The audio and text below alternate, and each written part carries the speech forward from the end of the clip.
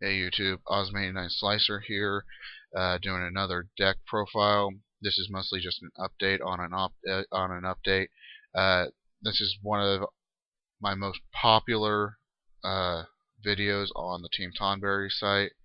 Uh, just this is the updated version of it, which I'm still kind of confused about why it's the most popular video, but it is on there. Which is my Mist Valley deck.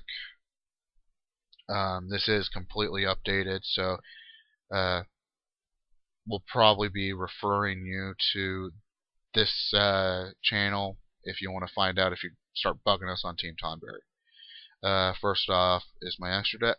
We've got Mistworm, which, as I've explained in the past, is related to the Mist Valley archetype.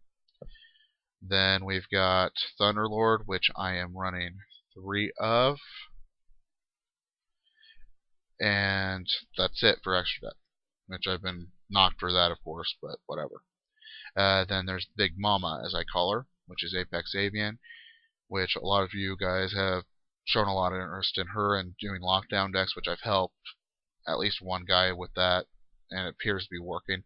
Then there's Alector, which, yeah, I know he's not Mist Valley, which kind of goes against my credo, but the fact that they didn't create more Mist Valley monsters, I had to fill in some spots.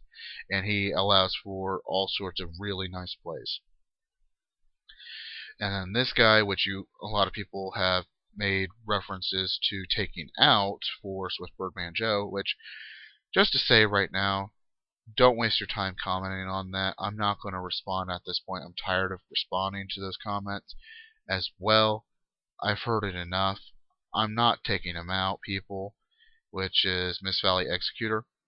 There's good reasons why he's in here. So then we've got the big level 4 beat stick, Mist Valley Falcon, which you guys will probably start seeing a little bit more play for him due to the Dragoonity stuff, but whether that takes off or not, in my opinion, really won't, but whatever. Then there's 3 Mist Valley Soldiers.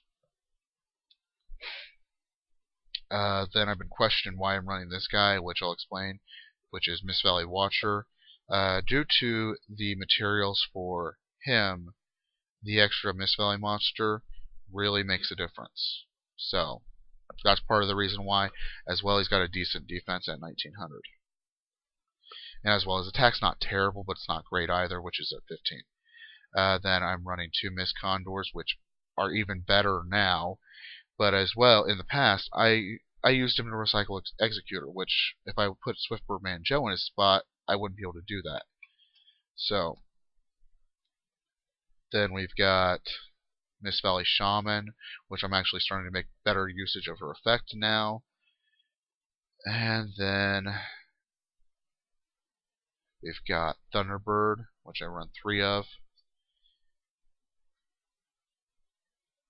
Then we've got, which I should mention, the Thunderbird Apex Avian combo. I've gotten a lot of people bitching at me about how that's unfair, but that's their big combo. Then I've got Hunter Owl, which works amazing in this deck. Then for spells, I run 2 back to square ones, which is just piss people off like none other. Then I've got 2 bait dolls that I'm running, which, as I explained in previous videos, I mostly just put it in to kind of fit the theme a little bit, but it works really, really well. Then we've got the new card, which is the biggest update about this deck, which is the Divine Winds of Mist Valley.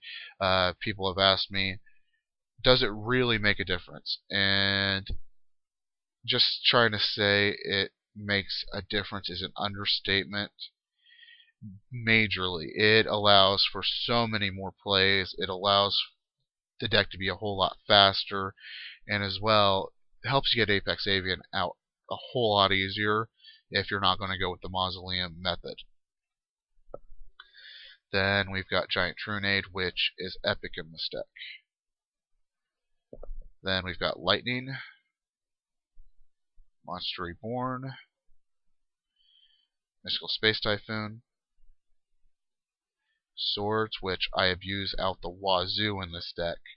If you're doing a Mist Valley deck, This is a staple. I don't care what you say, it's a staple. There's so many ways to recycle it, as in him every turn. You can do it with Falcon. You can do it with Executor. But if you underestimate the usefulness of swords in this deck, and you then go up against someone who actually realizes how effective it is, you're going to be kicking yourself in the ass. Then there's two terraforming to help me get that field spell a little easier. Then I've got one bottomless. Call of the Haunted, which I do abuse out the wazoo in this deck, whether it be to get more synchros out, or I can use it with Alector to negate its effect and then return it to my hand using any of the multiple cards that would allow me to, and then set it again, and then next turn, Call of the Haunted something else. So, just another method of swarming. Then I run two Compulses in this deck, which people get really pissed off about. Then this card, you guys may not understand as much why, but it's Destruction Jammer. The reason why I'm even running this is because of Apex Avian. Her biggest weakness is counter traps that will destroy her, which Destruction Jammer is a nice little way to get around that little problem with her. Then I run one Icarus attack. Any more than one I would have problems with, because I've even run into the problem right now in the past where I've played this deck. I have a monster on the field and I'm like, Icarus attack, and then I realize, oh, it's a Thunder type. That's the problem with this deck, is it's a combination of Winged Beast and Thunder. And when you're using Icarus attack, it can get annoying. Then you've got Threatening Roar. Okay, there's the Mist Valley deck as it is currently, for those of you who've been wanting an updated list. And this is Osmating Ice Slicer signing out. Well, if this thing will turn off for me.